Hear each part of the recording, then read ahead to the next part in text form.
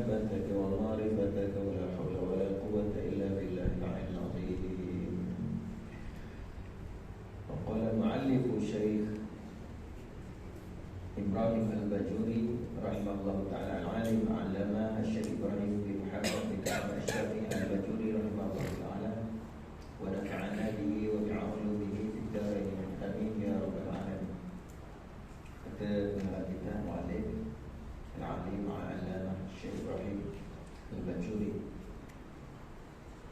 semoga dengan keberkatannya, dengan rahmat Allah Subhanahu wa taala, keberkatan ilmunya dengan segala asrar dan sirnya melimpah kepada kita melalui keberkatan guru kita wali al-marifat ila Allah. Amin ya rabbal alamin. Ilmu tauhid adalah ilmu yang akan membentuk kehidupan seseorang, sama ada cara berfikir dan bertindak. Ia bagaikan tali simpulan seorang hamba dengan Allah, yang mana dia boleh bergerak mengikut ukuran tali yang ada padanya. Apabila seseorang tiada ketauhidan, bagaikan tiada miliki ukuran tali hingga dia hidup tanpa ada badan makhluk yang mana mahu bergerak.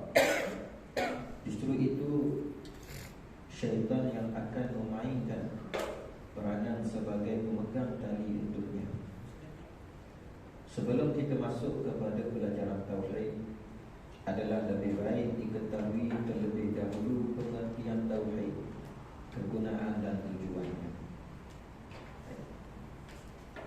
Muslimin muslimat yang dirahmati Allah Subhanahu wa taala, pertamanya kita panjatkan syukur dan sentiasa kita menghidupkan rasa syukur kepada Allah Subhanahu wa taala ini dengan sentiasa kita memperbanyakkan ingatan kepada Allah. Allah Taala berfirman, "Fadhkuruni azkurukum washkuruli wa la takfurun." Ingatlah kamu kepadaku, nescaya aku akan ingat kepadamu, dan bersyukurlah kamu kepadaku, yakni dengan nikmatnya ini, dan janganlah kamu kufur atau ingkar dengan nikmatnya. Dan nikmat yang paling besar ialah nikmat kita kurniakan kita Rasulullah sallallahu alaihi wasallam, yang dengannya kita beroleh dengan iman, Islam dan ihsan. Dan dengan keadaan yang mana seperti saat ini kita berada dalam majlis ilmu juga adalah kerana nikmat Allah yang asbab daripada kewujudan baginda Rasulullah sallallahu alaihi wasallam. Justru hidupkan hati kita dengan banyak mengingati Allah. Dalam hati kita sentiasa kita zikir Allah, Allah, Allah, Allah, Allah. Sebanyak-banyaknya dalam hati kita, mudah-mudahan Allah Taala melimpahkan rahmat. Allah bi zikrillah tatma'innul qulub. Ingatlah dengan berzikir kepada Allah hati akan menjadi tenang. Baik. Jadi kita sambung perbahasan muqaddimah kita ini.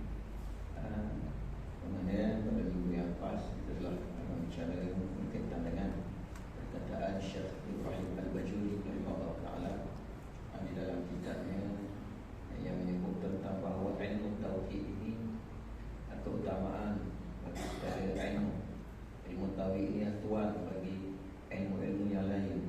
Kalau ilmu amdulil ilmi kalam, iaitu ilmu-ilmu yang lain adalah hamba kepada ilmu tauhid.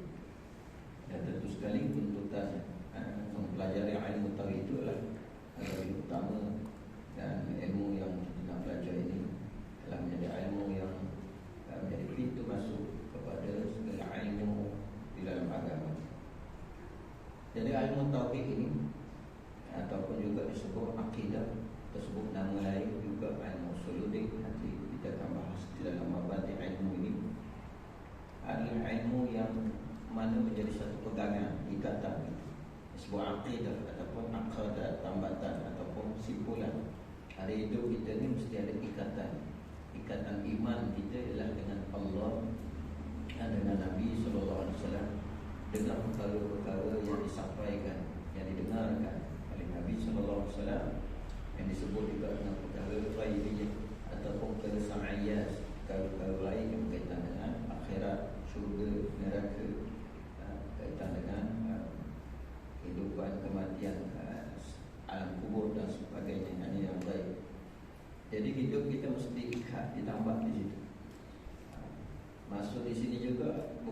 diikat dengan keimanan itu sekadar pengetahuan, tetapi diikat dengan ingatan. Diikat hati kita dengan sentiasa ingat kepada Allah dan Rasul, dan diikat hati kita dengan ingatan kepada perkara-perkara yang akan kita tempuh.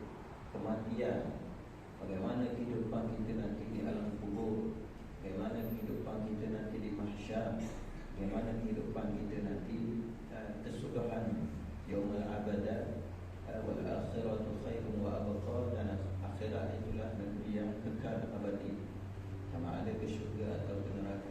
Alhamdulillah, moga Allah Ta'ala memilih kita berada di syurganya, insya-Allah Ta'ala, amin. Jadi kehidupan mukmin ni dia terikat dengan perkara tersebut. Dan asas yang memahamkan kepada kita tentang iman dan akidah ini adalah untuk mengesakan, mentauhidkan Allah Ta'ala.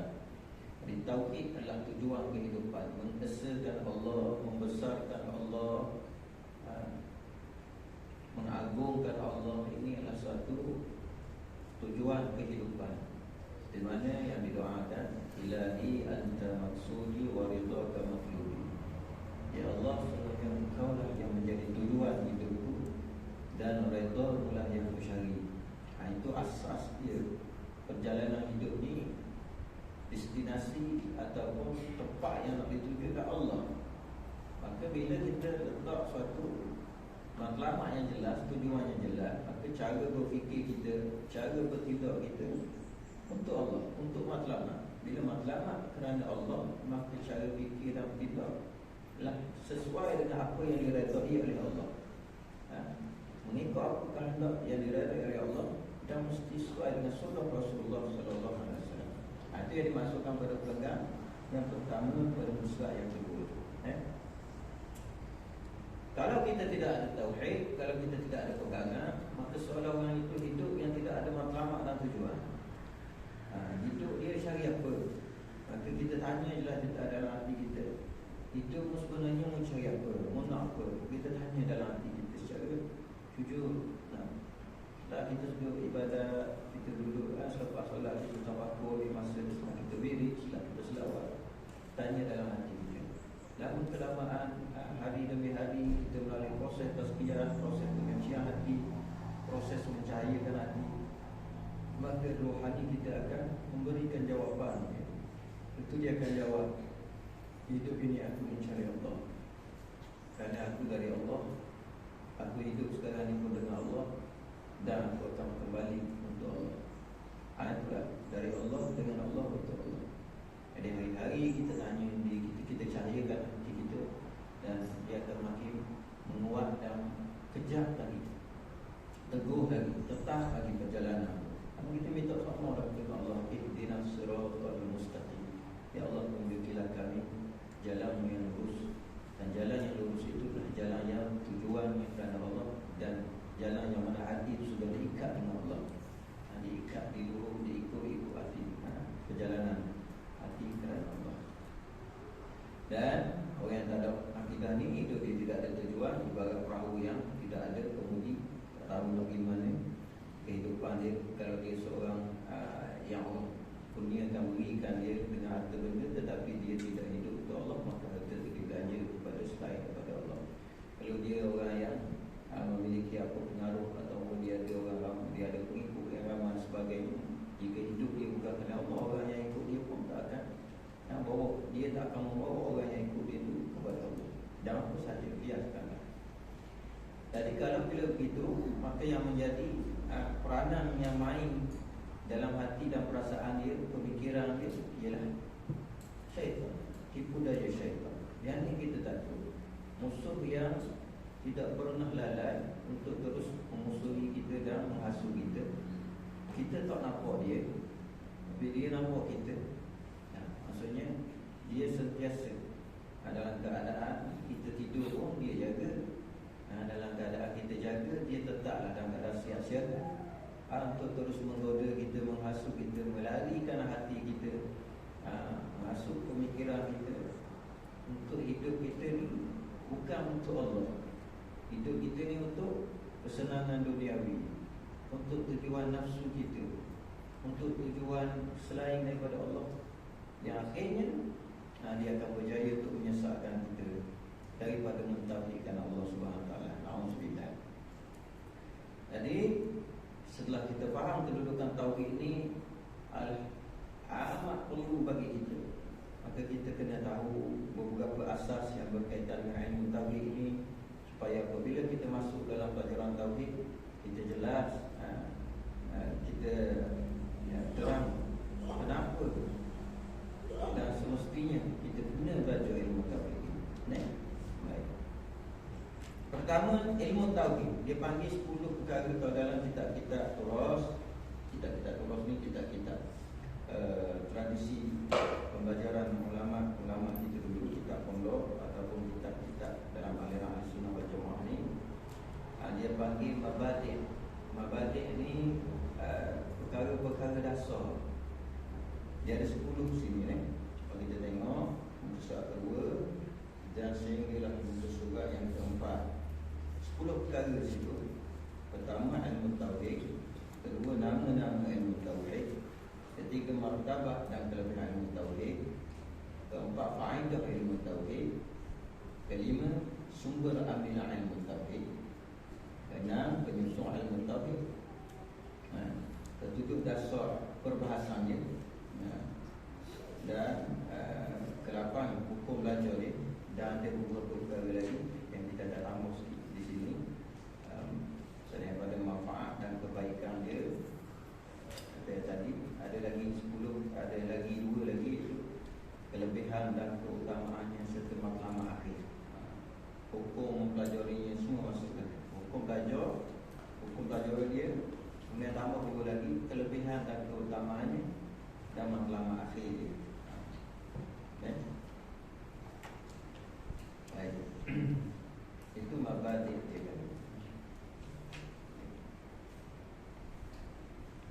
Pertama, ilmu tauhid. Mabadi' ni mana? Dasar-dasar dia. 10 perkara dulu jadi dasar dalam penyusunan ilmu ini dan perkara-perkara yang kita kena tahu.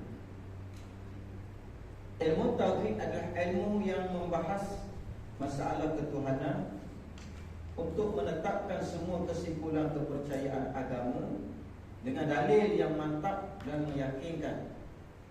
Pengertian tauhid ialah mengesahkan Allah Azza wa Jalla secara mutlak, baik pada zat, sifat dan perbuatan Allah. Poin yang pertama penting pada ilmu tauhid ini, iaitu dalam perenggan tu, perkara yang kedua, pertama dan kedua tu, maksudnya ilmu tauhid adalah ilmu yang membahaskan masalah ketuhanan dan untuk menetapkan simpulan kepercayaan kita tentang agama dengan dalil yang meyakinkan. Situ. Kemudian pengertian tauhid lah satu yang paling asas. Bila ditanya apakah makna tauhid, tauhid ialah mengesahkan Allah Azza wa Jalla, mengesahkan Allah Subhanahu wa Taala, esahkan Allah pada zatnya, pada sifatnya dan perbuatan. Atau mana tauhid di situ?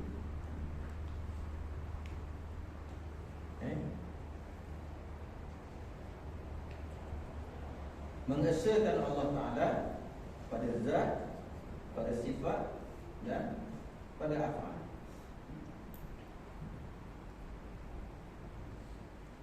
Kemudian nama-nama ilmu tauhid.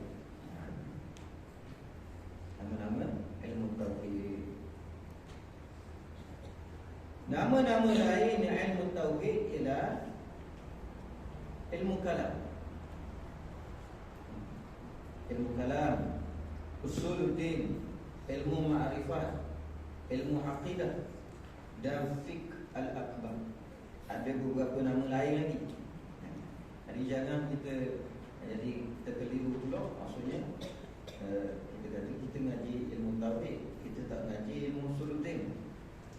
Awak ngaji ilmu usuluddin atau saya ngaji ilmu kalam. Atau berkata awak ngaji ilmu kalam ke? Tak, kami ngaji ilmu ma'rifat. Sebenarnya waktu berbeza. Maksud isi itu yang sama. Kenapa dipanggil ilmu tauhid? Kenapa dia dipanggil ilmu tauhid? Kerana Perbahasan yang paling banyak dalam ilmu ni adalah tentang keesaan Allah Ta'ala. Dia sebut tauhid, kenapa dia dipanggil ilmu tauhid? Tadi jelas dah perkataan tauhid tadi ialah tauhid ialah mengesakan Allah pada zat, sifat, asma' fa'al. Tauhid ialah membahaskan tentang masalah ketuhanan, tentang ketuhanan Allah. Itu tauhid. Maka kenapa dia dipanggil ilmu tauhid? Kerana ilmu ini banyak membahas perkara yang berkaitan dengan keesaan Allah Ta'ala. Maka dia panggil tauhid. Kemudian kenapa dia dipanggil dengan ilmu kalam? Kenapa dia dipanggil dengan ilmu kalam? Kalam ni ataupun ilmu perkataan, ilmu yang diperkatakan atau ilmu yang diperbahaskan. Kerana ia banyak dibahas dan diperdebatkan, dan perbahasan yang paling banyak dan panjang dalam ilmu ni. Dia bahas tentang wujud, dia bahas tentang sifat-sifat Allah, qidam, baqa, mukhalafah. Dia bahas lagi tentang sifat ma'ani Allah, apa kudrat, iradah, ilmu. Dia bahas, dikalamkan, diperkatakan, diperbahasakan. Dan yang paling banyak sekali yang dibahas oleh ulama dalam ilmu sifat 20 ni ataupun ilmu tauhid ini, iaitu sifat kalam. Sifat kalam, sifat kalam Allah Ta'ala, iaitu sifat ma'ani yang ketujuh: kudrat, iradah, ilmu, hayat, sama, basar, kalam. Kalam Allah tu banyak dibahas oleh para ulama, sama ada kalam qadim ataupun kalam baharu dan sebagainya. Itu panjang perbahasan, sehingga ilmu itu dikenali sebagai ilmu kalam. Kalau kita kata, kalau kita dengar orang kata ilmu kalam merujuk kepada ilmu yang membahaskan tentang sifat-sifat Allah Subhanahu wa Ta'ala. Lagi ilmu usuluddin. Sedengar ilmu usuluddin, tidak tahu kenapa tu. Jadi ilmu usuluddin namanya usul tu. Usul ni asal, usul atau asas. Usuluddin. Kerana asal atau asas pembicaraan ilmu itu adalah tentang perkara-perkara asas dan perkara pokok, usul dalam akidah Islam. Usul agama, usuluddin, asal agama, perkara pokok dalam agama. Dan perkara pokok dalam agama tentu berkaitan dengan keimanan. Perkara asas sekali dalam agama ialah keimanan. Keimanan pula mesti yang paling asas sekali adalah beriman kepada Allah, keimanan kepada Rasul dan lain-lain. Yang ini perkara yang 6 yang berkaitan dengan keimanan. Itu dia panggil usuluddin. Kalau disebut usuluddin, ilmu berkaitan dengan pokok asas dalam agama, itu ilmu keimanan. Keimanan kepada Allah, kepada Rasul dan perkara yang wajib kita imani. Detail sekejap. Bila pergi detail gini, dia hanya sikit ya. Dan supaya kita jelas, sebut ilmu tauhid, ilmu yang membahas keesaan Allah Ta'ala pada zat, sifat, asma', pada zat, sifat dan apa saja. Ilmu kalami, ilmu yang membahaskan tentang sifat-sifat Allah. Ilmu kalam. Usuluddin, ilmu yang membicarakan tentang perkara pokok, perkara asas dalam agama itu sendiri yang berkaitan dengan keimanan. Kemudian ilmu ma'rifat. Kenapa dipanggil dengan ilmu ma'rifat? Kerana pembicaraannya adalah tentang mengenal Allah dan para Rasulnya. Jadi ilmu sifat 20 tu yang disebut ilmu sifat 20, awak belajar ilmu, banyak kita tengok awak belajar ilmu kalam, ilmu ni tak saya belajar sifat 20. Dan sifat 20 tu namanya ilmu tauhid. Isi daripada bahasa ilmu tauhid. Sifat 20 tu juga adalah ilmu kalam. Dalam tu ada perbahasan sifat. Sifat 20 tu lah juga sebenarnya ilmu usuluddin, ilmu yang membahaskan, ilmu yang berbicara tentang asas-asas dan pokok tunjang agama. Dan sifat 20 tu juga lah ilmu ma'rifat, kerana dia berkait dengan pembicaraan mengenal Allah dan Rasulnya. perbicaraan yang berkaitan untuk kita nak kenal Allah, maka kenal zatnya, kenal sifatnya, maka dipanggil ilmu ma'rifat. Kemudian ilmu akidah. Nah, kenapa dia dipanggil dengan ilmu akidah? Kerana ia berkaitan dengan kepercayaan, pegangan yang kukuh, yang teguh dalam diri seorang. Apa yang kita teguhkan, kita pegangan yang kukuh, yang teguh dalam pegangan kita, dalam keimanan kita ialah bahawa Allah Tuhan yang esa. Allah Tuhan yang esa. Allah Tuhan yang agung dengan segala keagungan sifat dia. Allah Tuhan yang maha sempurna dengan segala kesempurnaan sifat kamalan dia. Itu ilmu akidah. Dan yang akhir dipanggil fiqh al-akbar. Apa itu fiqh al-akbar atau fiqh? Fiqh yang besar, al-akbar. Kerana perbicaraannya adalah tentang fiqh yang paling besar. Fiqh al-akbar dipanggil fiqh yang paling besar. Ilmu sifat rukun itu juga dinamakan ilmu fiqh. Fiqh al-akbar, fiqh yang paling besar. Kita tahu ilmu fiqh bermula daripada bab taharah, kemudian bab solat, bab puasa, itu fiqh. Dan bab umrah ni. Ulama antaranya yang menamakan dengan fiqh al-akbar ini adalah al-Imam Abu Hanifah. Imam Abu Hanifah ni dia beri nama ilmu yang membahaskan tentang tadi tersebut, usuluddin, ilmu tauhid, ilmu fiqh, ilmu kalam, ilmu akidah. Al-Imam Abu Hanifah namakan dia dengan ilmu fiqh al-akbar, fiqh yang paling besar. Dalam kehidupan agama ni fiqh.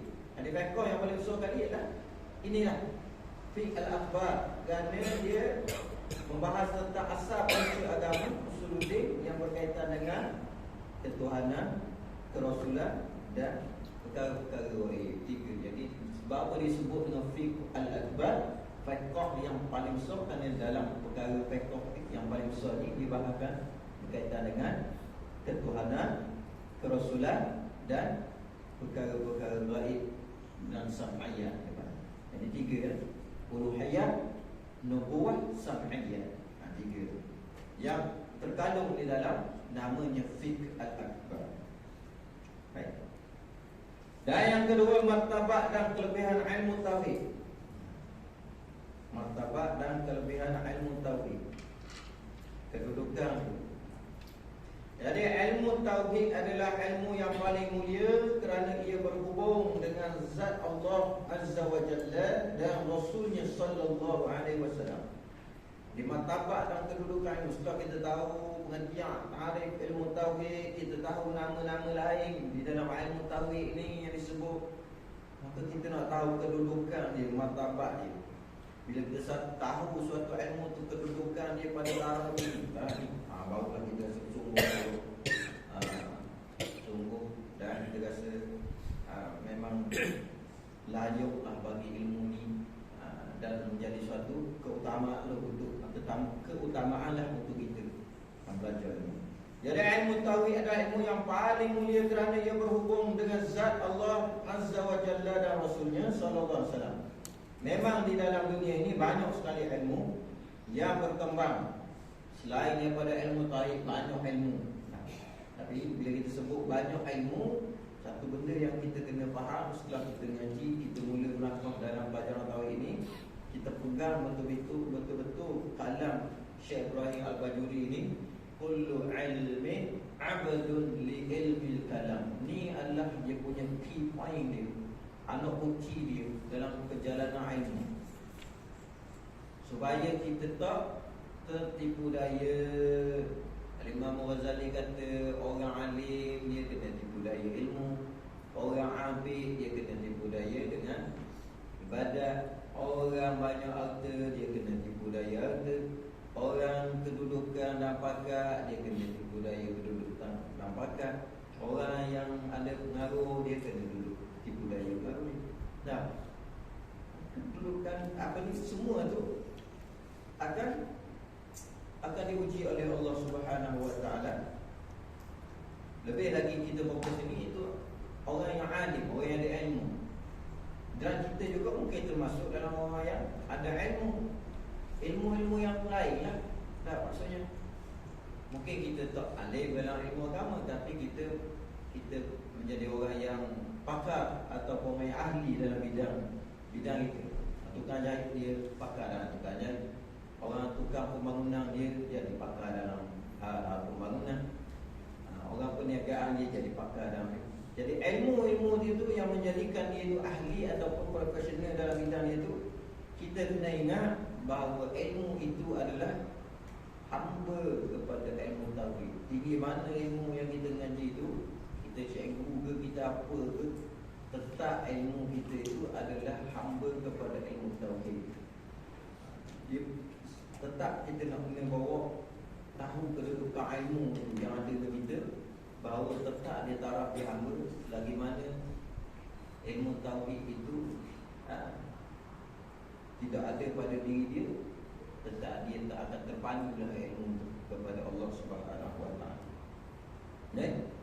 Jadi ilmu-ilmu lain walaupun dia banyak berkembang selain mutahid, tetapi semua ilmu hanya bermanfaat untuk menyelamatkan hal-hal yang lain, bukan diri seseorang. Jadi ilmu yang menyelamatkan diri kita ialah ilmu tauhid, menyelamatkan diri kita di dunia dan di akhirat. Menyelamatkan ilmu inilah yang menyelamatkan kita daripada azab api neraka Allah. Ada ilmu ini tersimpul di dalam la ilaha illallah. Man akhiri kalamihi la ilaha illallah dakhala jannah. Orang siapa yang akhir kalam dia, hidup dia tu dengan akhir kalam la ilaha illallah dakhala jannah, maka syurga lah baru. Ini selamat, ilmu yang selamatkan kita. Tak ada sebut mana akhiri kalam ini dengan yang selain. Walaupun kita ahli sekali dalam bidang kita, kita sebut dengan akhir kalam kita tu dengan apa yang ada ilmu kita. Bukan sebut akhir kali dalam hidup dia sebut dengan kalam perkataan apa, tukuh, gaji apa. Contoh je. Lalu jadi tu apa, whiteboard ke apa, tak selamat. Kalau tukang masuk sebut apa, senduk ke wali, tak selamat. Walaupun dia pakai, dia share dulu, share hotel. Tukang masuk hotel nombor 1, kepala ship, share kepala lagi. Akhirnya sebut tu, akhir kalam dia sebut kuali, dia kuali sungguh dia. Tapi kalau akhir kalam Allah selamatkan. Nilai mana benda hal lain, sebutlah perkataan sekalipun tak selamat, tapi sebut perkataan Allah dan Rasul, yang utama la ilaha illallah Muhammad Rasul, yang akhir kalam sebut Allah, maka selamatlah diri. Satu-satu ilmu yang dapat menyelamatkan diri seorang daripada kemurkaan Allah Azza wa Jalla adalah ilmu tauhid. Ini asas yang kita kena tahu. Sebab kata ni, sebelum kita nak berdiri rumah ni, kita pergi tengok tanah ni ada dah, tapi tanah tu kita nak pastikan tanah kita tu betul-betul tanah yang sudah mapak, tanah yang gerah molek tu. Kalau buat tapak ni, mana hujan mari, takung air banjir pun tak turun dah. Kejap emas. Ni tanah ada, tapi tanah perut ataupun tanah apa, pasir dia jegelu. Tak boleh nak buat, tak boleh nak diri dia. Naik awak mari tanah pulak, berlori-lori biar rumah mapak, barulah boleh buat tapak. Kita tahu dah, ilmu asalnya ilmu akidah, ilmu tauhid. Tapi kau jegelu. Berat kefahaman kita tu tak kemat, tak kejap. Ni asal-asal dia ni, proses dia ni, proses lambung lah ni ibaratnya. Dan dia sebab tu walaupun bicaranya nampak banyak apa ni, kelara lebih sikit, sebab tu kejap oleh pegangan kita, tapuk kita. Ilmu tauhid kelebihannya adalah ilmu yang paling mulia, martabat kedudukan yang paling tinggi. Tidak ada ilmu lain yang boleh mengatasi ilmu tauhid. Itu je. Beruntunglah kita, Allah pilih kita duduk dalam kelompok orang yang belajar, dan kita pula belajar ilmu yang paling tinggi kedudukan dia, ilmu tauhid. Bukan nak rendah ilmu lain, jangan begitu. Tapi rasa kemuliaan tu, kerana kemuliaan ilmu ini kerana di atas kemuliaannya Allah Subhanahu wa ta'ala. Ilmu itu membicarakan Allah Subhanahu wa ta'ala. Baik. Kemudian faedah daripada kita mengaji ilmu tauhid ni, apakah faedah dia? Sebab orang tanya pula, faedah apa? Ya tu. Marilah lagi minum nak boleh faedah apa dia kata. Contoh. Boleh faedah apa? Marilah masuk pelaburan ni, faedah apa? Pelaburan. Sekian dia bukan apa faedah. Kita tarik. Berminat. Ni kita cover korang. Sebelum kita cover korang, kita cover dulu diri kita. Apa faedah mengaji ilmu tauhid ni? Apa faedah mengaji ilmu tauhid? Faedahnya ilmu tauhid ni adalah melepaskan diri seseorang daripada syirik dan kufur yang sangat dimurkai Allah Azza wa Jalla. Faedah, bila tanya faedah apa mengaji ilmu tauhid? Faedah apa mengaji ilmu tauhid? Faedahnya ialah melepaskan dirimu daripada syirik, daripada kemurkaan Allah Subhanahu wa taala, dan selamatmu daripada kufur. Atau paling utama sekali. Perkara asas tadi iman dan kufur. Iman diridai Allah, selamat di sisi Allah, dirahmati. Kufur Allah syirik, kufur Allah menduakan Allah, dimurkai oleh Allah, bahkan diazab. Serta mencapai ma'rifatullah. Apa ma'rifatullah? Mengenal Allah. Maka kehidupan ni biar kenal Tuhan. Ni hidup tak kenal Tuhan. Kita masuk satu tempat tak kenal Tuhan.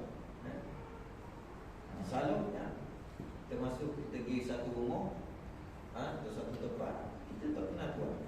Macam mana? Orang mari rumah kita, dia tetamu tapi tak kenal kita Tuhan. Dia saya tak kenal kita Tuhan. Bila dia tak kenal Tuhan, dia tengok kita ekor mata gitu lah. Masuk rumah ni,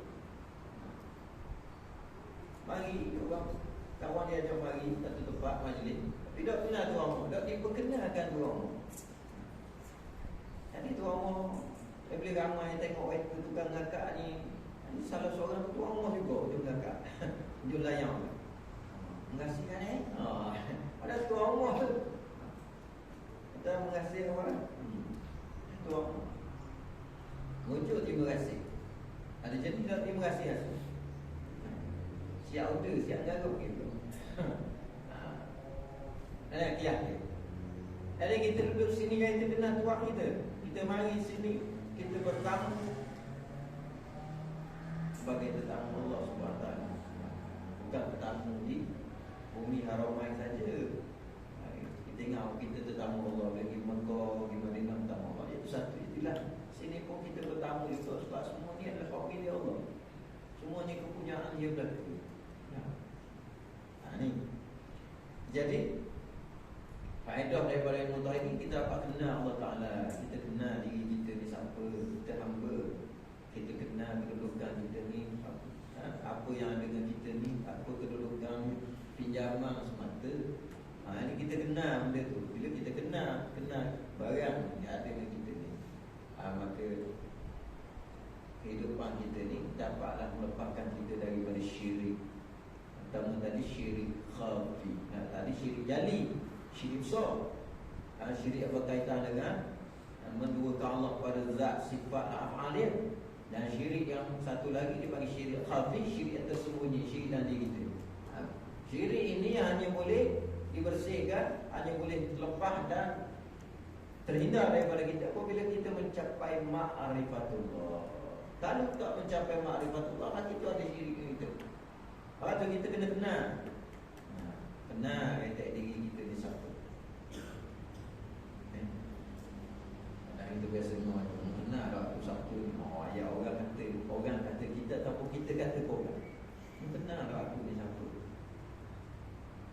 Kalau dia tanya balik kita, kamu kenal tak kamu tu siapa, aku ni siapa. Balik tak kenal balik.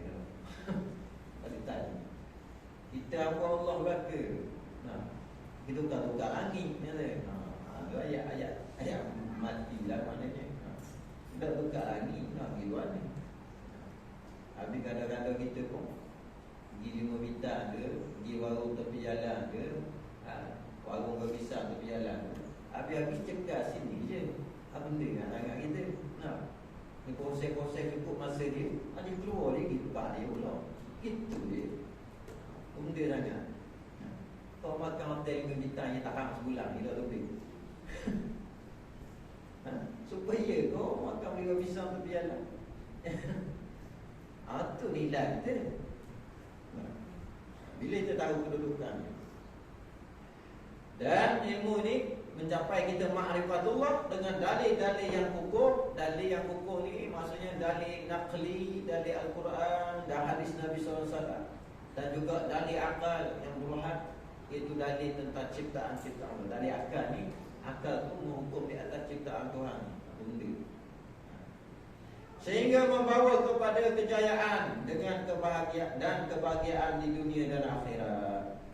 InsyaAllah ianya juga dapat menjadi benteng yang kukuh dalam menghadapi kesamaran-kesamaran, syubhat-syubhat, kesamaran-kesamaran dalam bab kepercayaan dan pemikiran. Mari bab syubhat tentang Tuhan duduk di mana, Tuhan duduk di langit, Ar-Rahman ala istawa, diterjemah dengan Tuhan duduk di atas arasy pula. Jadi syubhat tu dapatlah kita dapat membenteng diri kita daripada terpengaruh dengan fahaman-fahaman yang salah. Baik, faedah. Dan sumber ambilan ilmu tauhid. Yang seterusnya, sumber ambilan ilmu tauhid. Di mana diambil ni ilmu tauhid? Sumber dia. Sumber ambilan ilmu tauhid adalah daripada Al-Quran dan hadis, serta dikuatkan dengan dalil-dalil akal yang benar, akal yang waras. Kemudian penyusun ilmu tauhid. Penyusun ilmu tauhid ini siapa? Setelah kita tahu beberapa perkara asal tadi, untuk ni awal dulu tadi, nama-nama tauhid, martabat, kedudukan ilmu tauhid, faedah daripada kita mengaji tauhid, dan ambilan ilmu tauhid. Ada 2-3 perkara asal dulu pegang. Jadi sifat 20 ni, di mana sumber ambilan ni? Itulah jawapan dia daripada Al-Quran dan hadis, dan dikuatkan dengan dalil-dalil akal. Iaitu boleh dijawab kita. Orang rock kita kan. Rock maknanya seorang kebalik kita. Orang apa? Balik kita. Ilmu sifatullah mana ada dalam Quran? Ada sebut pun sifat 20. Cari satu ayat dalam Quran sebut sifat 20. Memang tak ada. Kataan tu memang tak ada. Tapi isi dia, nama dia, memang tak ada. Nama sifat 20 putih kita memang tak ada. Tapi isi dia. Dalil-dalil yang berkaitan dengan ilmu tu ada. Itu dalil Al-Quran dan hadis Nabi SAW. Jadi kita ngaji akidah ni, sebenarnya kita ngaji ilmu Al-Quran kan. Kita ngaji akidah ni, kita ngaji ilmu berkaitan dengan Al-Quran. Dalam Al-Quran tu ada dalil tentang mentauhidkan Allah dan hadis Nabi SAW. Baik. Kemudian setelah tahu sumber dia itu daripada Al-Quran, sumber dia daripada hadis Nabi SAW, maka siapa ulama yang menyusun ni? Yang menyusun penyusunan ilmu tauhid ni, yang tolong buat kaedah, buat silibus lah, kita kata, buat modul dia ni. Siapa ni ulama ni? Maka yang menyampaikan ilmu ini ialah Allah Azza wa Jalla sendiri. Susunan ilmu tauhid ini dia turun ke mana? Ibarat dia turun ilmu tu turun ke mana? Menyampaikan ilmu ini oleh Allah SWT sendiri, lalu diamanahkan kepada utusannya, yakni Rasul, untuk dikembangkan kepada seluruh manusia di dunia ini. Dan ilmu tu Allah Ta'ala ajar kepada Rasulullah, kemudian Allah perintah kepada Rasulullah sampaikan kepada manusia. Walaqad ba'athna fi kulli ummatin rasulan an i'budullah wajtanibut taghut. Dan diutuskan kepada setiap kaum, kepada suatu kaum, seorang rasul untuk mengajak kepada mereka an i'budullah, sembahlah Allah. Mereka kata sembahlah Allah tu ialah berkaitan dengan kepercayaan, keimanan, berkaitan dengan mentauhidkan Allah dan berkaitan dengan akidah. Anibudullah wajtanibut taghut, dan jauhilah kamu perkara yang melampaui batas. Termasuklah diri penyembahan matahari, penyembahan batu berhala, sembahan apa-apa orang kaum-kaum jahiliah musyrik yang dulu sebelum Nabi-Nabi dan Rasul yang sebelumnya,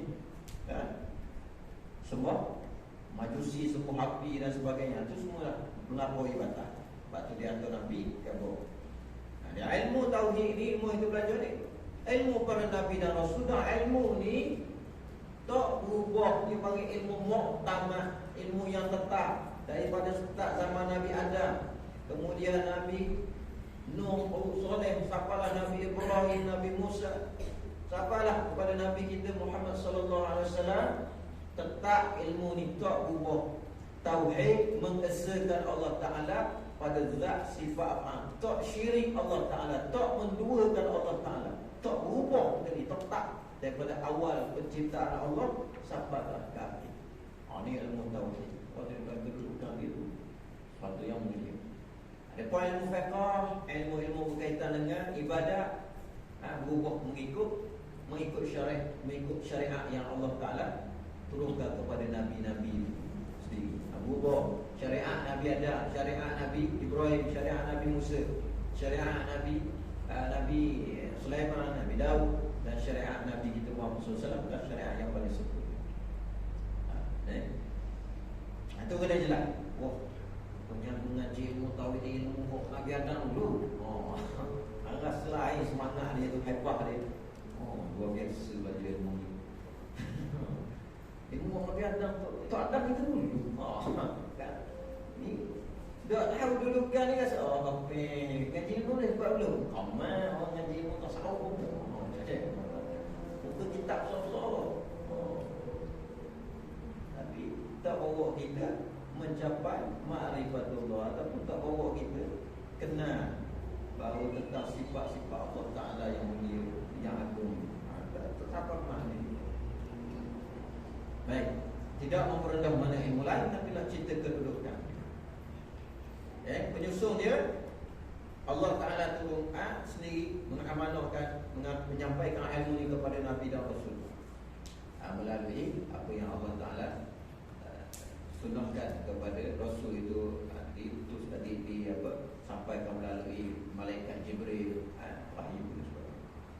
Para Rasul alaihi wassalatu wassalam bermula Nabi Adam alaihi salam sehingga kepada Nabi Muhammad sallallahu alaihi wasallam membawa risalah tauhid yang sama, yakni kepada kehambaan anibudullah dan penyerahan kepada Allah Azza wa Jalla, penyerahan diri kepada Allah Subhanahu wa taala sepenuhnya.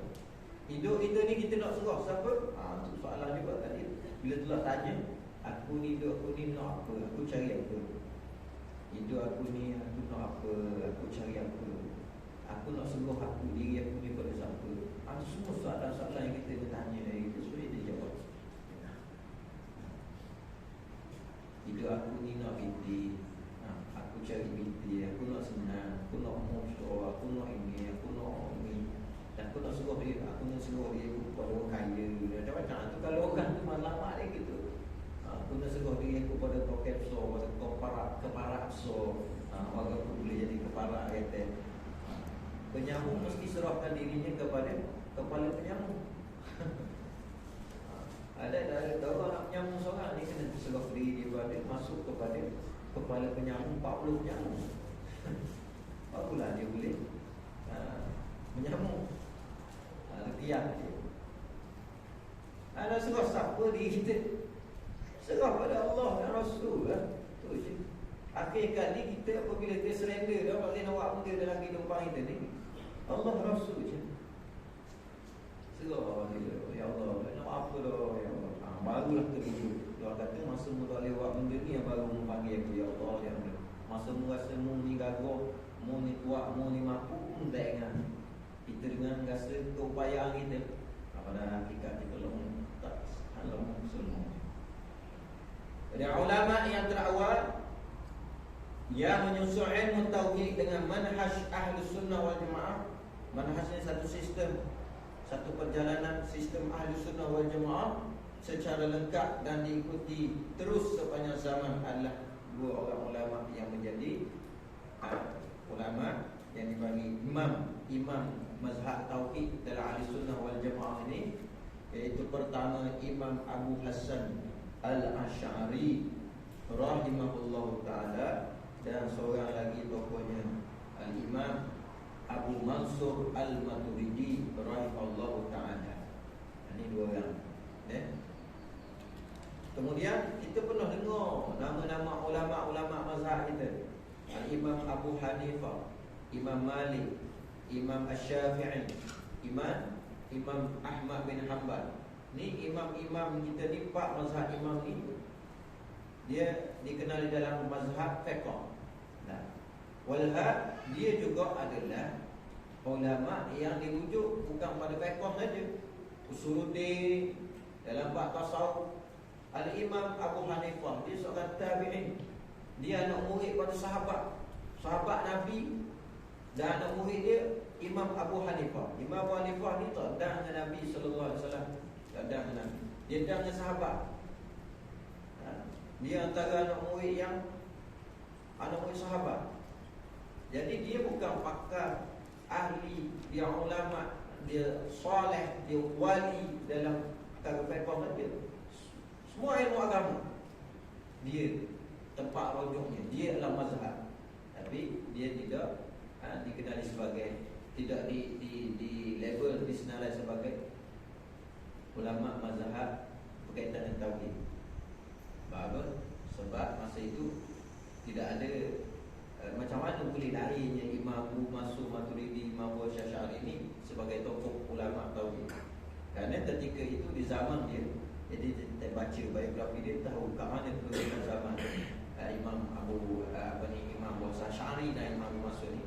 Ketika mana zaman Imam Abu Hasan Al-Maturidi, Abu Hasan Asy'ari ni, ketika itu perbahasan yang berkaitan dengan ilmu tauhid ni, Mu'tazilah ni, sudah begitu berlaku kerosakan dalam pemikiran ilmu tauhid. Maka Imam Abu Hasan Asy'ari lah yang bangun mempertahankan ilmu akidah, ilmu tauhid Ahlussunnah. Dia bangun mempertahankan, dan dia membetulkan keadaan-keadaan yang salah faham tentang akidah ni. Maka ketika itu dia adalah panglima ahli sunnah dalam bab tauhid ini, mempertahankan akidah. Maka dia diberi julukan sebagai imam. Ini Imam Abu Hasan Asy'ari. Zaman Imam Abu Hanifah, imam mazhab yang lain ni, dia turutan dia Imam Abu Hanifah, kemudian Imam Malik. Imam Malik ni anak murid Imam Abu Hanifah. Dan Imam Syafi'i pula anak murid pada Imam Malik. Dan anak murid Imam Asy-Syafi'i pula Imam Ahmad. Jadi empat imam mazhab ni dia saling kait, anak murid belakang zaman-zaman dia. Al-Imam Abu Hanifah, dia wafat pada tahun 150 Hijrah. Start daripada Nabi Hijrah. Selepas Nabi Hijrah 20 tahun dah. 20 tahun selepas Hijrah wafat Nabi. Betul? Betul kan? Kita ni masuk sejarah bang. Ambil subjek sejarah lah paling payung dalam sekolah. Cikgu cerita bab sejarah, ambil pun mencerita sejarah mesti.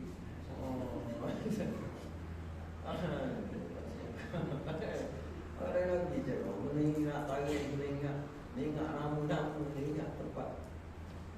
Imam Abu Hanifah dia wafat pada tahun 150 Hijrah. Nabi SAW wafat setelah 20 Hijrah. 20 tahun Hijrah itu. Hijrah dikira tahun setelah Nabi bermula hijrah daripada Makkah Madinah. Dan 20 tahun lepas Nabi 20 tahun di Madinah, 23 tahun di Makkah. Jadi selepas pada 20 tahun wafat lagi, tolaklah 20 tahun, 150 tahun, tolak 21, 30 tahun selepas wafat Nabi. Dekatlah lagi. 1 tahun ni dekat lagi dengan Nabi. Kita 1400 tahun. Jauh saya kita. 1 tahun. Kita dah lagi, mungkin ada orang kita dah lagi dengan Tok Wan umur 80, Tok Wan umur 90. Tu ada lagi, ada umur 100 tahun. Panjang. Maknanya tu 1 tahun. Kalau dia ambil review sekarang ni, dia ada cicit lagi. Cicit umur 1 tahun. Oh, dah lagi 1 tahun. Mana jaga? Anak kita cicit dia ni ada lagi umur 100 tahun. Mana dah tu? Cuma tak benar reti je nak panggil. Kan? Logik lah. Maknanya Al-Imam Abu Hanifah Umur dia 130 tahun. Masa wafat Rasulullah, dia mana jarak dia tu 130 tahun. Dekat lah, kita kata dah, bukan jauh. Dia cerita dekat dan jauh. Jadi Al-Imam Abu Hanifah wafat 150 Hijrah. Maka ketika itu lahirnya seorang mujaddid baru, imam juga, iaitu Al-Imam Syafi'i. Imam Abu Hanifah wafat, Imam Syafi'i lahir. Jadi Imam Malik ada dah tu. Imam Malik tu ada guru dah dengan Imam Abu Hanifah. Masa tu Imam Syafi'i dah ada lagi. Jadi Imam Abu Hanifah wafat, Imam Malik ada menunggu, jadi menunggu. Masa tu Imam Syafi'i korso setahun, belum lagi menakut lagi. Besar dia duduk, pak guru Imam Malik tu. Imam Syafi'i dah ada dengan Imam Malik dan dengan Imam Abu Hanifah. Kita tahu dulu kan. Jadi Imam Malik juga adalah imam yang menguasai cabang ilmu ni, semua ilmu agama, bukan fiqh saja, termasuk ilmu tauhid. Jadi yang menyusung tadi, mazhab kita yang menyusung ilmu tauhid yang awal tu sebenarnya kalau dalam tauhid Imam Abu Hanifah tu sendirilah yang menyusun dengan namanya Fiqh Al-Akbar, fiqh yang paling besar. Kemudian daripada perbahasan tu Imam Malik juga memberikan suatu panduan dan penjelasan. Kemudian turun lagi. Lepas tu bila orang kata kita belajar ilmu sifat 20, Imam Syafi'i dah belajar ilmu sifat 20. Kata zaman Imam Syafi'i memang tak ada perkataan kalimah sifat 20. Tak ada. Sebab sifat 20 tu bukan nak bila. Sifat 20 tu bukan nak tahu. Tengok muka surat 3. Dia bukan nak bila. 260 Hijrah yang menyusung kaedah tu, iaitu Al-Imam Abu Hasan Al-Asy'ari. Sedangkan ketika itu imam-imam mazhab ni tak ada. Jadi dia guru di atas guru di atas guru tu, semuanya adalah para tabi'in, tabi'i guru kepada Imam Abu Hasan Asy'ari. Baik, kita tengok. Kita balik sudah tengok kepada biografi ataupun biografi Al-Imam Abu Hasan Al-Asy'ari radhiyallahu. Beliau ialah Imam Abu Hasan Al-Asy'ari, Imam Abu Hasan Ali bin Ismail bin Ishaq. Nasab dia bersambung kepada sahabat baginda sallallahu alaihi wasallam bernama Abu Musa Al-Asy'ari radhiyallahu anhu. Jadi yang dia tu sahabat dengan Nabi. Kalau kan atau mengalim bakat yang dia tu dia. Sini ada boleh guru, boleh apa. Bukan dia belajar guru. Dia bakat dia. Sedap pegang hati sampai pecek menangis lagi. Belajar ni. Tak belajar ni bakat. Bakat mari mana? Bakat tu genetik. Bakat tu turun genetik kita. Bakat ni tak belajar. Ayah pun seni, turun ke anak pun seni juga. Ayah aja dah ajar-ajar bakat. Jadi dah kalau turun genetik tu. Jadi genetik bakat sahabat ni turun kepada cucu cicit dia, namanya Abu Hasan Al-Asy'ari. Beliau adalah pengasas mazhab Asy'ariyah. Asy'ariyah ni nama dinisbah kepada tonyang dia. Tonyang dia Al-Asy'ari kan, Abu Musa Al-Asy'ari. Jadi dia panggil kepada Abu Hasan ni mazhab Asy'ari, panggil nama tonyang. Kita dulu dia jadikan nama-nama datuk nenek ni sebagai pengenalan dia, sandaran dia. Sandaran dia. Datuk nenek kita nama apa? Dia pun sandar macam tu. Lepas tu tanya kita, mu anak siapa? Tok Kimu siapa? Ada nama dia Mama. Tok Ki dia Deraman. Dia panggil Deraman. Deraman. Panggil cucu dia tu kepada nama datuk nenek dia. Jadi beliau adalah pengasas Asy'ariyah dalam bab akidah. Lahir pada 200, lahir pada tahun 260 Hijrah dan wafat di Baghdad pada tahun 324 Hijrah. Dekat lagi. Tolong kita 1400 tahun. Lebih kurang sayangkan. Jadi Imam Abu Hasan Asy'ari, panjang ni cerita dia Imam Abu Hasan Asy'ari ni. Ada sedikit tersebut. Dia ni Imam Abu Hasan Asy'ari ni, pertama kita kena tahu dia keturunan sahabat Nabi Sayyidina Abu Musa al-Asy'ari. Dia lahir pada 260 Hijrah di Basrah. Basrah di Baghdad, di Iraq. Kemudian dia hidup di akhir pemerintah dia hidup ni pada zaman pemerintahan dua khalifah, Khalifah Al-Ma'mun dengan Khalifah Al-Mutawakkil, pada zaman Khilafah Abbasiyah.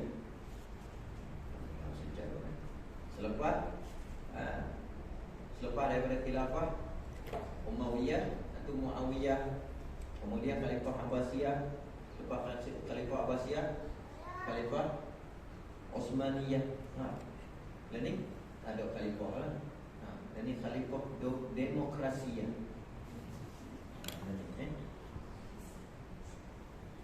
Learning semua negara umat Islam ambil ni. Jadi di zaman Khalifah Abbasiyah ni ada dua pertukaran, dua pergiliran di antara dua Khalifah Al-Ma'mun dengan Al-Mutawakkil ni. Maka ketika itu zaman tu Imam Abu Hasan Asy'ari tu ada. Jadi ayah dia ni, ayah Imam Abu Hasan Asy'ari, dia meninggal semasa beliau kecil. Setelah ayahnya meninggal, ibunya dikahwini oleh Abu Ali Al-Jubai. Abu Ali Al-Jubai ni dia seorang tokoh aliran Mu'tazilah. Jadi Mu'tazilah, Jabariyah, Qadariyah ni istilah-istilah dalam pelajaran ilmu tauhid yang kita kena tahu ni. Nama orang kata kita Mu'tazilah tak? Oh, iyalah Mu'tazilah. Bukan ahli sunnah. Ahli sunnah dah buku. Yang kita tahu, kita pegangnya ahli sunnah wal jamaah. Dalam sama ada perkara tauhid, fiqh, tasawuf, kita ahli sunnah. Kita bukan syiah. Kita bukan mazhab yang terkeluar daripada ahli sunnah. Kita bukan wahabiyah. Kita bukan khawarij. Kita bukan mu'tazilah. Umat Islam ni Nabi kata 73 buah pecah. Umat ni belaka.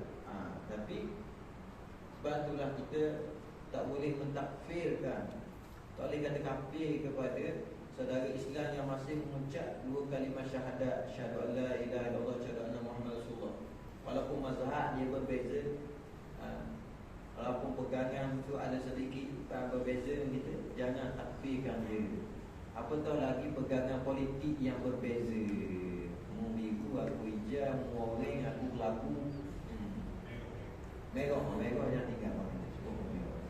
Mu merah, aku warna ungu. Malik, aku mu'min, mu kafir. So, itu terjebak kepada Mu'tazilah, Khawarij. Khawarij fahaman. Jaga molek. Sebab mu'min ni dia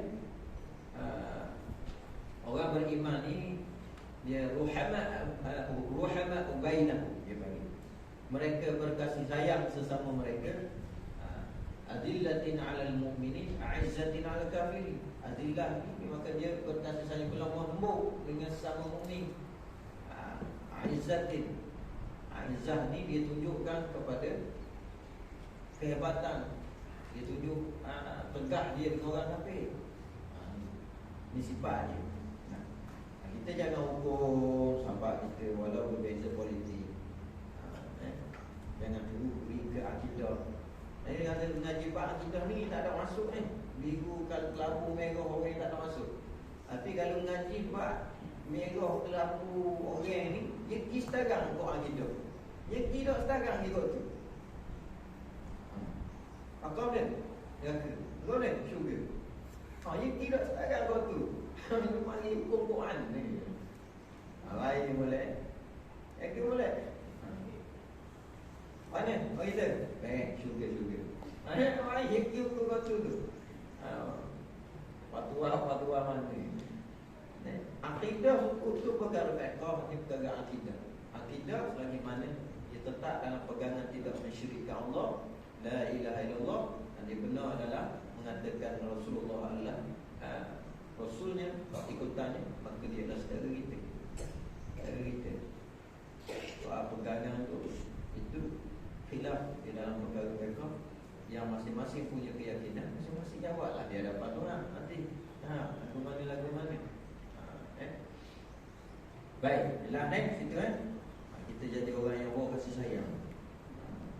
Bukan kata neutral itu neutral yang neutral saja. Tak boleh kok, tapi neutral yang pergi kasih sayang. Baiklah tu kiri kanan. Dia neutral tapi kiri kanan nak cerok kan. Boleh kok. Neutral. Saya kadang-kadang tak main, tapi kadang-kadang ni pun saya tak sayang. Tak boleh sebab ni dia kena kasih sayang. Kena baik pula. Setup sikit dia tuning tu kena betul. Kita ngaji tamis ni kan. Sebab itu adalah apa yang tabih daripada guru kita. Baik. Jadi kemudian tadi cerita Al-Imam tadi, apa ni, ayah tiri dia Abu Ali Al-Jubai ni, dia seorang tokoh Mu'tazilah. Mu'tazilah ni satu pegangan aliran yang dia pegang bahawa bab ketuhanan ni mengikut logik akal dia. Quran, hadis mesti turut akal dia. Mana pegangan dia sudut akal tu lebih tinggi daripada Quran dan hadis. Bahaya Mu'tazilah. Antara tokoh Mu'tazilah selain daripada Al-Jubai ni, ada dalam satu kisah sebelum ni lagi, sebelum Ali Al-Jubai ni lagi, di zaman Imam Abu Hanifah. Imam Abu Hanifah seorang tokoh Mu'tazilah zaman dia, zaman Imam Abu Hanifah ni dekatnya Rasulullah 1 tahun. Ada dah Mu'tazilah, ada dah pahaman sesat masa tu, namanya Ad-Dahri. Dia panggil pahaman Dahriyi. Seorang nama Ad-Dahri. Macam family dia tengok Ad-Dahri.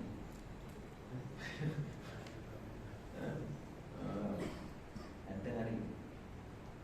Jadi Ad-Dahriyi ni dia tanya ke Imam Abu Hanifah. Cerita dia panjang lah tu. Ada dalam, mungkin ada dalam kitabnya dia. Ada tanya Imam Abu Hanifah, wahai Abu Hanifah, dia kata Tuhan ada ke tak? Abu Hanifah kata Tuhan ada, maka wajib ada. Dan kalau Tuhan ada, di manakah? Di manakah Tuhan itu? Itu sama Mu'tazilah tu angkat. Kalau Tuhan ada, cakap bahawa Tuhan dulu ada. Cuba ya, Tuhan dulu ada. Mengaji ilmu tauhid boleh koyak patutnya Tuhan dulu ni. Kamu mengaji ilmu makrifatkan kenal Tuhan, cuba ya Tuhan dulu ni. Orang ada daya roh, gitu je kita. Pokok dekat lalu. Dekat lalu biasa. Tapi bila itu laju nak kan, untuk kejap nak tanya. Dekat lalu. Wah, suri mampu ke? Tak sambung tak pusing oleh ni ni. Ni otak kita. Dia dah boleh tak cakap.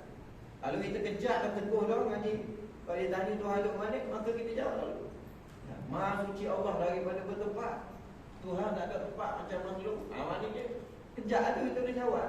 Tuhan tak tempat, Tuhan tak ada mari duduk atas bawah pergi ke atas, duduk dalam duduk bawah, tak ada. Tuhan tak begitu. Sebab Tuhan tak suka makhluk. Sebab dalil-dalil tu, semua yang kita beri kefahaman tu dah dalil Al-Quran. Dalam surah Al-Ikhlas itu sudah menjadi satu pegangan dalil induk kita. Qul huwallahu ahad, Allahus samad, lam yalid wa lam yulad wa lam yakul lahu kufuwan ahad. Dan kita boleh jawab. Imam Abu Hanifah jawab mengikut logik akal. Sebab tu kita cakap dengan orang akal lah, kita pun jawab akal juga. Jangan jawab dalil. Ditolak dalil. Jadi Imam Abu Hanifah tahu ke dari ini dia orang akal lah. Orang Mu'tazilah ni orang akal kan, dia pakai akal, dia bertuhan kepada akal. Lalu Imam Abu Hanifah kata, dia ketika pada Imam Abu Hanifah, dia kata kalau mu kata Tuhan, lo pelik mu Abu Hanifah, mu kata Tuhan ada, tapi mu kata tak ada upah. Imam Abu Hanifah kata, apa yang peliknya? Pada diri kamu ni ada roh, ada nyawa tak? Pada diri kita ni nyawa tak? Ada. Dan kalau ada, cuba ayat roh duduk di mana? Nyawa duduk di mana? Duduk kaki, duduk di balik, duduk di hujung kah? Di pangkal kah? Pening. Kalau Pak Belalang duduk di kepala ke di kaki, Imam Abu Hanifah kata. Jadi ada hari saya awak. Dan orang yang nyawa duduk mana tu? Tu dia ambil pergi perumpamaan ni bijak ni mama ni Allah bijakkan bijaksana ni. Ambil segelas susu. Cuba kamu lihat, ada tak lemak dengan susu? Dia kata ada. Kalau ada, di mana tempat duduk lemak ni? Atas ke bawah? Kerana lemak tu meliputi duduk dalam susu tu. Jadi mama dia kata nak royak nyawa duduk dalam badan kita pun lemak dan susu pun lemak. Tak nak royak tepat sebetul-betulnya. Tak tahu lagi Tuhan yang menciptakan kita. Macam mana pun boleh royak Tuhan yang duduk mana tepat? Ni logik ni. Tapi semua tu ada dalil Al-Quran belaka. Dalil dah. Tu ceritanya. Jadi Abu Jubair ni dia tokoh Mu'tazilah. Jadi kesan daripada didikan dia ni, dia pun jadi Mu'tazilah kok kejap. Imam Hasan Asy'ari ni dia terpengaruh dengan fahaman pok tinggi dia ni, dia jadi Mu'tazilah juga. Dia gemolek nak cari pok tinggi. Saya molek-molek. Jadi ahli sunnah, jadi Mu'tazilah, Wahabi. Jadi pakai anak kita jadi Wahabi kata. Mungkin cari pok diri Wahabi, jadi Wahabi anak ni. Cari pok tu ahli sunnah. Tengok tu. Jadi Mu'tazilah sekejap, Imam Asy'ari, kemudian dia pun kembali semula kepada ajaran ahli sunnah jemaah. Kenapa betulnya dia boleh balik? Kerana genetik dia tu. Itu salah satu asbab. Dia adalah cucu cicit kepada sahabat Nabi yang namanya Abu Musa Asy'ari. Mesti dia kan paling mula. Dia anyuk kejap balik mula. Kita tengok contoh almarhum Bok Lama. Tak benar mesti zaman Bok. Mesti minat Isabella. Bok Lama ni dia cicit kepada seorang waliullah, iaitu Tok Nali. Dia cicit Tok Nali. Walaupun zaman muda dia melalui zaman dunia dia, dunia seni, dunia hiburan, penulis lirik, jadi rockers, dia jadi rockers lah. Tapi nak cerita dia benarnya sabit dengan genetik dia menjadikan sebab untuk boleh kita dengan hidayah petunjuk Allah. Dia ingat balik tu nenek dia orang soleh, orang alim. Dia rasa malu diri kau. Aki-aki dia rasa nak kubah juga. Aku duk kira orang baik-baik, aku buat dia jadi gini. Dia bagi fikir kalau Allah situ akhir perjalanan dia Allah susun macam mana? Dia hijrah, dia berubah, dia tinggal dunia rockers dia, balik kepada dunia berubah. Jadi orang yang beramal, berimu, yang soleh, dan akhir kesudahan yang baik. Allah panggil dia dalam keadaan dia duduk dalam dunia orang yang nak dekat diri dengan Allah Ta'ala. Bukan dunia rockers. Dia tak meninggal dengan dunia rockers. Tapi sungguh pun ada mereka yang meninggal dalam dunia rockers ke dunia hiburan. Dia meninggal sebagai artis. Tak makna dia mati. Jangan panas itu lah mati sebagai artis. Jangan begitu. Tetap mungkin dia mati dalam keadaan husnul khatimah. Kita tak tahu sebab di sisi Allah. Dia mati boleh ucap kita dok rocker pun dekat-dekat juga. Alhamdulillah. Kita tak tahu. Tapi Allah, kita nak tunjuk jalanan hidup zahir yang yang balik. Jadi Imam Hasan Asy'ari ni balik jadi ahli sunnah semula. Kemudian dia menulis banyak kitab-kitab dia, kitab-kitab yang mempertahankan ilmu ahli sunnah wal jamaah, akidah yang dipegang oleh Nabi, akidah yang dipegang oleh sahabat, akidah yang dibelajar oleh guru dia. Antara kitab dia yang masyhur, kitab Al-Ibadah, Al-Usul Ad-Diniyah, Ad-Diyanah, kitab Al-Lumah dan kitab Maqalat Islamiyyin. 3 kitab lah yang sampai hari ni. 90 kitab tak tahu buah lain yang orang mana, orang hari orang masyhur 3 gote je.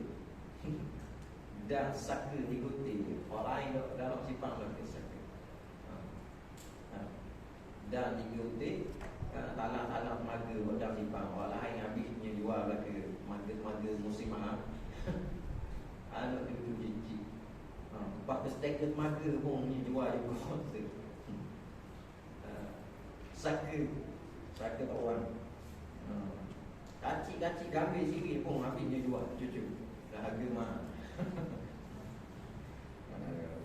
Lagi cari bagi tujuh Arab. balik ya. Mungkin ingat Ustaz pun. Tadi dikutip kita ayat 15 Asy'ari ya. Apa ini ulama kita yang mengkaji. Itulah yang antaranya terkandung di dalam itu perbahasan-bahasan sifat ulum yang ulama-ulama lain kembangkan lagi, antaranya Al-Imam As-Sanusi dan sebagainya. Kembang sampalah kita. Hari ini antaranya di alam Melayu kita buat balik ilmu ni. Siapa tokoh di alam Melayu kita buat balik ilmu ni, susun balik ilmu sifat ulum ni, ilmu tauhid ni. Okey. Ada kita kena ada Abu Hasan Asy'ari, kemudian Imam Abu Mansur Al-Maturidi yang kedua, iaitu beliau Imam Abu Mansur Muhammad bin Mahmud Al-Maturidi Al-Hanafi yang wafat pada tahun 333 Hijrah. Beliau adalah pengasas mazhab Al-Maturidiyah dalam akidah. Ahli Sunnah wal Jamaah ada dua imam kita, Al-Asy'ari wal Maturidi. Kalau dalam fiqh Ahli Sunnah ada 4 pegangan yang masyhur, iaitu Al-Hanafi, Al-Maliki, Al-Syafi'i, Al-Hambali. Dalam tasawuf ada 2 tokoh yang masyhur, Syekh Junaid Al-Baghdadi dan Al-Imam Ghazali. Disebut Imam Ghazali, Al-Imam Ghazali ini adalah tokoh di dalam Ahlussunnah yang pelopori bidang tasawuf. Adakah Al-Imam Al-Ghazali tidak pakar dalam tauhid, tidak pakar dalam fiqh? Dia pakar juga, tapi dia menjadi tempat rujuk yang lebih dalam tasawuf. Adakah Al-Imam Abu Hasan Asy'ari dan Imam Mansur Maturidi tak pakar dalam fiqh dan tasawuf? Pakar, bahkan wali Allah, tapi dia lebih pakar dirujuk dalam bidang tauhid. Sebab tu bidang-bidang perubatan ada doktor pakar. Doktor pakar tulang, pakar bedok, pakar ni. Adakah dia tidak boleh nak ubat dalam masalah demam ke, sakit kepala ke? Kita pergi klinik. Doktor-doktor ada tu, kalau doktor dan doktor part time pun ada. Dia panggil apa doktor buat apa? Saya doktor sendiri, bukan nurse kan? Doktor, doktor. Saya tanya doktor ni, rupanya dia pakar ataupun dia doktor dekat hospital, dia fokus pada salah satu bahagian. Tapi duduk di klinik, apa mari macam-macam penyakit, demam lah, ni lah, ni semua dia. Begitu, ulama kita ni, dia pakar. Dia ada satu kepakaran dia tempat rujuk. Kata Imam Abu Hasan Asy'ari Maturidi, dia pakar dalam bidang tauhid. Ada Imam Abu Mansur Maturidi ni, dia lahir di mana? Kalau Imam Abu Hasan dia lahir di Basrah, Imam Abu Mansur dia lahir di Samarkandi. Saya dengar Samarkand. Di mana? Uzbekistan. Saya aja dengar Uzbekistan. Uzbekistan, Mongostan. Itu biasa dengar. Harta Ismail Ulang Raja. Ni harta dia di Uzbekistan. Apa harta dia? Ilmu tauhid. Pengasas dia ulama itu ketika itu Abu Mansur Al-Maturidi, dinamakan Maturidi. Okey. Itu 2 tokoh. Di alam Melayu kita yang buat balik, susun balik ilmu ni, maknanya menyusun dalam kitab-kitab mereka.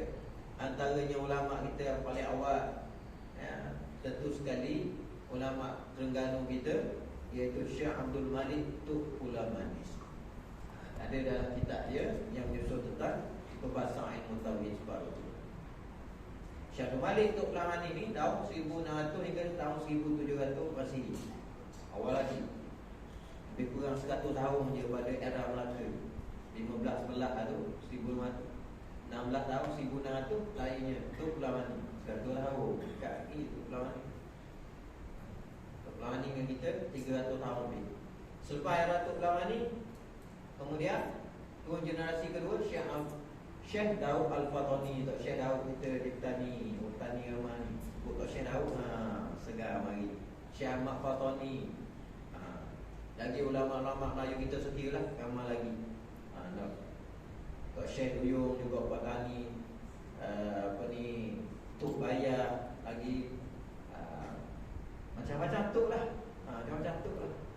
Jangan tuk mu, tuk aku sudah. Untuk main aku. Tuk mu, tuk aku. Tuk mu habis kan. Kepala ustaz tuk mu. Aduh. Toko Palu dan sebagainya, semua pakar-pakar di alam Melayu kita yang menyusun ilmu tauhid.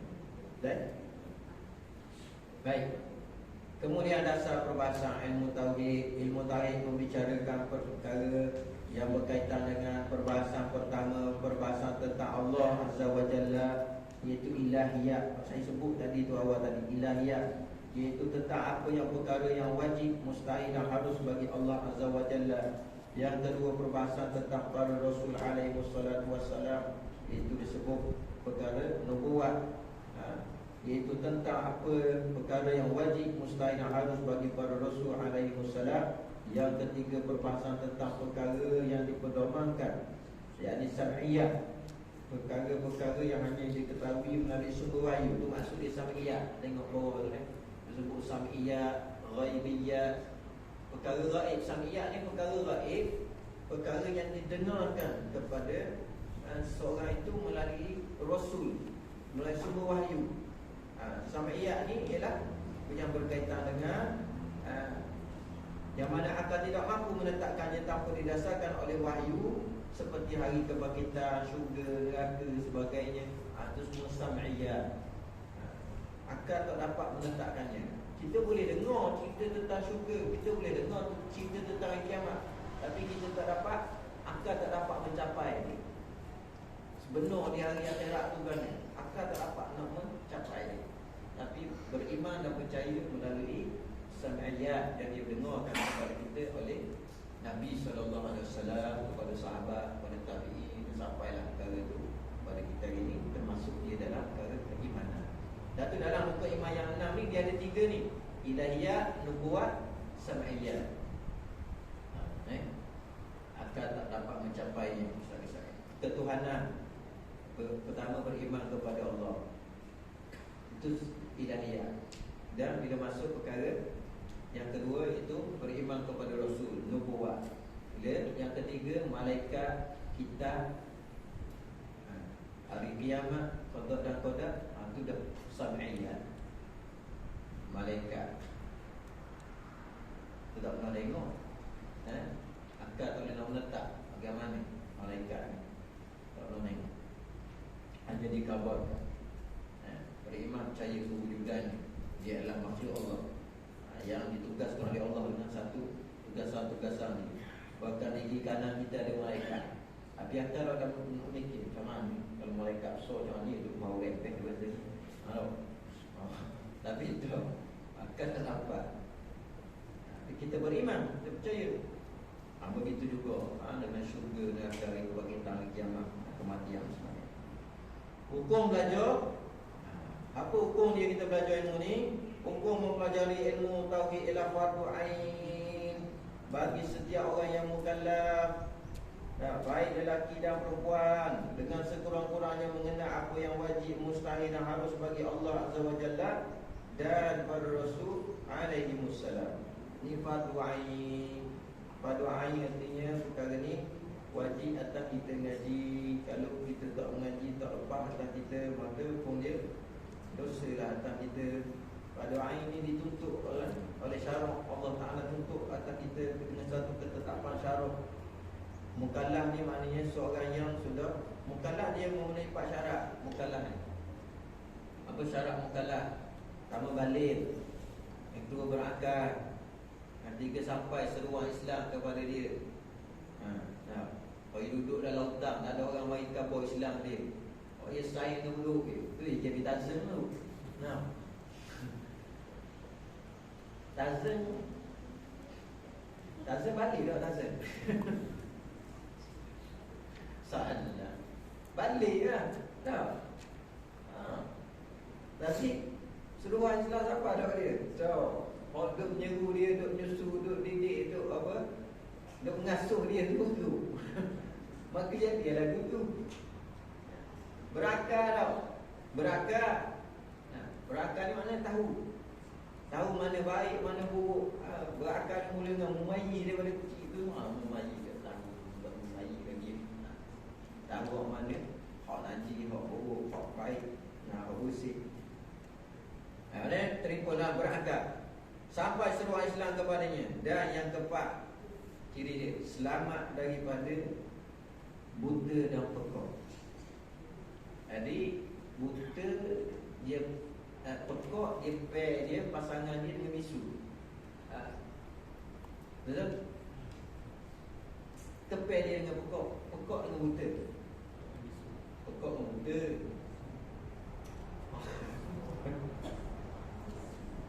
Pekak dengan bisu. Dah buta nak pair ke apa? Tak tahu. Dia single. Dia tak ada pair ke apa, dia single. Jadi buta-buta lah. Mana kalau dia buta, dia lahir masa kecil tidak dapat melihat buta-buta, maka mesti ada panca indera dia yang satu lagi berfungsi. Kerana mata dan telinga ni dua saluran ilmu masuk. Kalau dia buka, ilmu tu boleh masuk ke saluran mata. Sapalah ke akal dia, otak dia. Oh, dia tengok. Jadi cuma dia nak apa, kita cakap lagi dia, pakai mic pun dia tak tahu. Jadi kena buat bahasa isyarat dia. Ayam, makan. Dia pun faham maksudnya. Masuk. Benda tu masuk mata dia. Ayam. Kan? Kalau buta, saluran ilmu masuk lagi ni. Dia buta nak apa? Kita pegang ni. Ni pegang ni. Ni meja. Tekan boleh meja. Ini pegang ni. Ni benda ni. Ayam goreng. Nak pula ayam goreng dah apa? Betul. Muya. Ni sifat dia. Ni pegang yang makan. Rasa sedap begini, rasa gini. Ni ayam goreng. Kan datang ni pegang pula rasa. Ayam goreng. Temu tengok dia tak tengok. Orang kampung. Dia yang mau tahu dengan dia rasa tu.